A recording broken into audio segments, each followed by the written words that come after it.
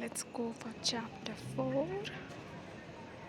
Okay, what we need to do is we need to help a family of 5 people move across the river by boat. The boat is capable of maximum 2 people carrying capacity. Time for traveling of each person and return is 1 second, 3 seconds, 6 seconds, 8, 12. If 2 people both go about the time of travel at the speed of slower person in 30 seconds, bring the whole family across the river. So, okay, this is saying that if 1 and 6 both are going at the time, so the time of the slowest person will be counted. Okay, let's go and take.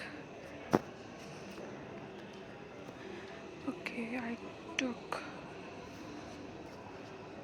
no take these two. Let's go.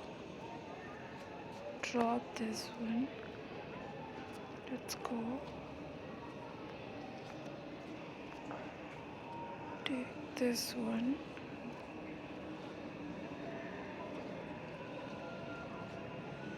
Let's go.